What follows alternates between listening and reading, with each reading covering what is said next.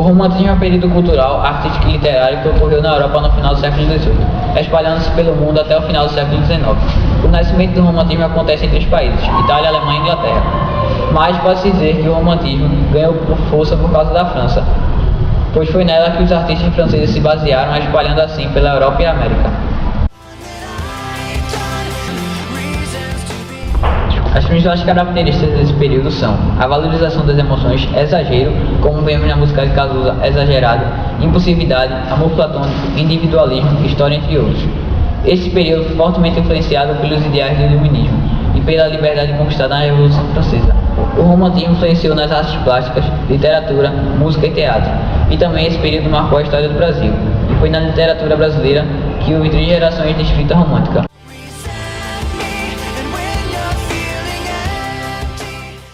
Na primeira geração, que ocorreu em 1825, românticos dessa geração eram conhecidos como nativistas, pois eles retratavam os índios vivendo livremente na natureza e eram transformados em símbolos de homem livre e incorruptível. O fim ocorreu em 1840.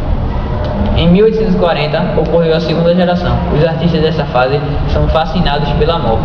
As obras dos escritores estão presentes em uma visão negativa do mundo e da sociedade, onde expressam um sentimento de inadequação à realidade. É encerrado em 1860. Nos dias de hoje, o herói foi substituído de um homem normal, sem poderes, para pessoas com poderes, salvando a sua amada, mas salvamentos sucedidos, sem a morte do herói, como é o caso de Crepúsculo. Ou seja, nos filmes antigos, os personagens são heróicos, a ponto de sacrificar a sua vida para salvar de suas amadas. Mas nos filmes de hoje, os personagens heróicos têm poderes, seja eles especiais ou herdados, como reis ou príncipes, e sem a morte do herói. Nos filmes também existem traços de romantismo. Podemos citar Titanic, um homem chamado Jack salvando a sua amada Rose dos perigos acontecidos no navio Titanic. Jack é um personagem que pode ser chamado de herói, já que sempre salvou e no final se sacrificou para proteger Rose. Com a morte de Jack, que protegeu Rose até o fim, ele passou de um personagem real para um personagem ideal, o que chamamos de sacralização da morte.